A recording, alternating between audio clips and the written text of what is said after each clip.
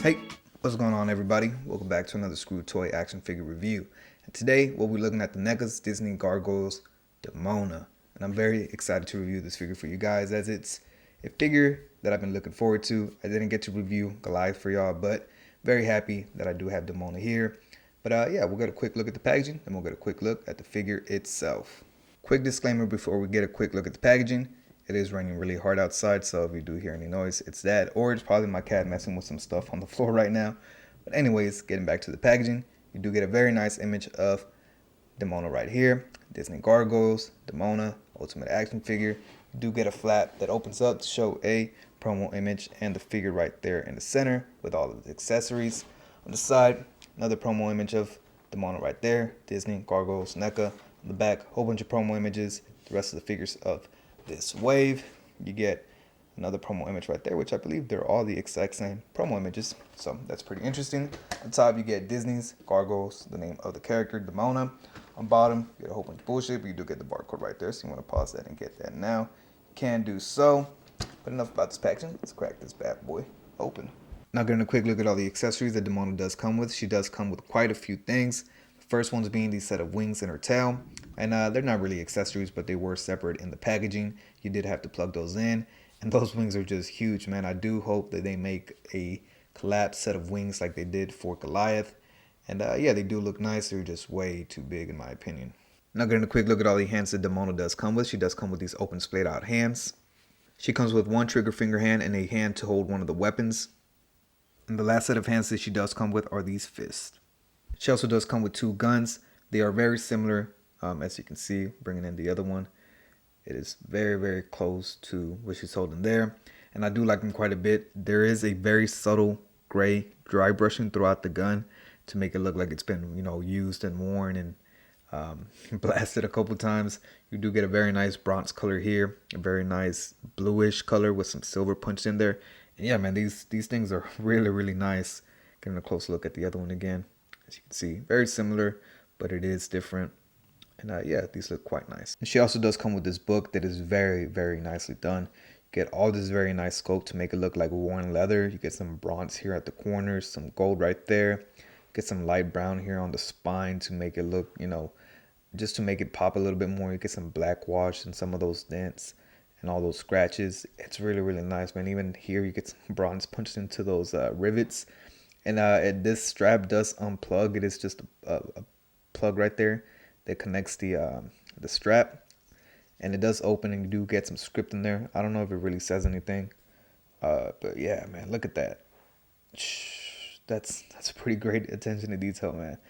Now Demona does come with two separate face plates, the first one being a very smiley neutral face, and the second one being this one that looks like she's about to eat you. And here we have Demona, and she was a pain in the ass to try to get her in frame, but just straight up, man, this is a great looking figure. I mean, just look at it. It's humongous. It's big. It's a big ass gargoyle. What else can you ask for? Getting a close up look. I don't even know where to start, but getting a close look at the head. Yeah, that's where we'll start. I mean, just look at that face expression, man. That that thing looks like, yeah, I wouldn't be caught by one of these, man. She looks like she's about to tear your ass up. But just the amount of sculpt and detail and paint on this figure is crazy, man. The hair alone has a very nice wash throughout it. Very darker brown or red to really make that sculpt just pop. And it's sculpted very, very well, man. As you can see, it runs down all the way to her back. Going back to the front.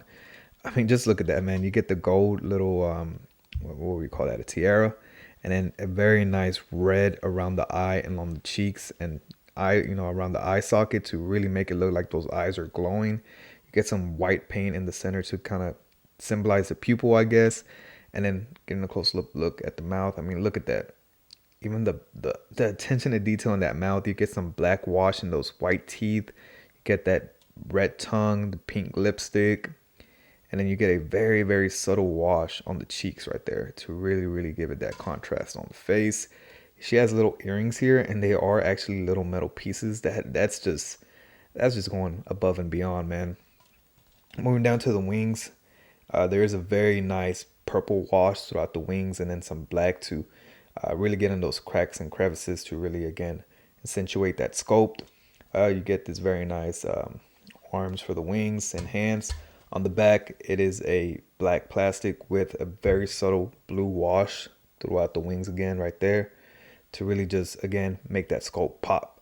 I can't emphasize it. You know, that wash really helps this sculpt just pop so much more. Moving down to her torso, even this shirt, man, this is all sculpted. These lines, these little rips and tears. You can see the tatters down here. All of that is sculpted very, very, very nicely. Her arms are pretty simple. They're just a blue plastic. I don't think there's a wash. There might be a wash, but it's very, very subtle. As you can see here on the stomach, it's on here on the arms. And then getting a look at her left arm, she does have a sculpted band that wraps around her bicep. And then moving down, you can see her belt and her little loincloth. Again, very similar to what we saw on that torso. Again, very nicely painted and sculpted, man. And then looking at the back, you get her tail that does plug in back there, and there is a hinge, so you can get hinge it up and down a little bit. And then the rest of her legs are just plain blue with that very subtle white wash on them. As she does come with a ankle bracelet here that is again a metal piece, and it is very nicely done. And then her feet, pretty simple. The nails are painted a different shade of blue to again give it that contrast. But yeah, man, just straight up, this figure looks amazing. Neca always improves and gets better and better and better as time goes. And I mean, just look at this figure, man. This is proof that they've came a long way from where they started. But yeah, I did have one QC issue with this figure, and that was with this ankle right here. The foot came out of that peg right there, and I could not put it back together. It took me a very, very long time to do it. I had to heat it up, and this lower part right here is a soft rubbery plastic, and I think it just shrunk. So it like the rubber like plastic shrunk. I don't know how to explain it, but it shrunk, and the peg didn't want to go in because it was the rubber hole was too high up. So I had to heat it up really, really, really hot, stretch that hole down, and push the peg as fast as I could in there to, stop the hole from shrinking back up. And then once I got that hole in there and the peg in there, I ran it on the cold water so it can get hard again. And yeah, it's pretty back to normal, I would say. But yeah, just something to keep an eye out on that peg, man. Just be careful when you are articulating her. But other than that, great figure. But yeah, enough of me rambling on. Let's get a quick look at articulation, and we'll get some size comparisons. Now getting a quick look at articulation. Her head is on a dumbbell joint. She can look up, not much, as that hair does get in the way a little bit. So she doesn't look up much. She does look down a lot further. As you can see there, she gets some great head pivot. So that is very, very nice. It's kind of hard to do with these wings in the way. But speaking of the wings, they are on a simple swivel and hinge. So they do rotate a full 360 if you would like. They do hinge in and out, but those are some heavy detents and they scare the shit out of me. So I'm not going to be articulating these wings too much. She does have ball jointed shoulders that bend in this much up. She can hit a fairly nice T-pose. She does have upper bicep swivel, double jointed elbows that bend in a great amount. She does have rotation at the wrist, and they do hinge up and down. Yeah, I think all her hands hinge up and down. And then she does have a diaphragm cut under her breast. They can pivot this much to this side, this much to this side, this much forward, and that much back. Does she have waist swivel? She does have a waist swivel. No? I think that's a ball joint here at the waist too. So ball joint at the waist. And with those two, she can crunch this much forward and that much back and turn this much to this side and that much to that side. She does have upper thigh swivel. It's kind of hidden in that ball joint in there, so it can swivel this much in, not much out. She does have double jointed knees that bend in just about that much. And then she does have a hinge at the foot that hinges not much forward, as you can see, a lot further back. She does have ankle pivot and toe articulation. Ugh, that's pretty stiff, so you need to be careful when you're doing that. And she does have a pego on her thumb, or toe, I mean.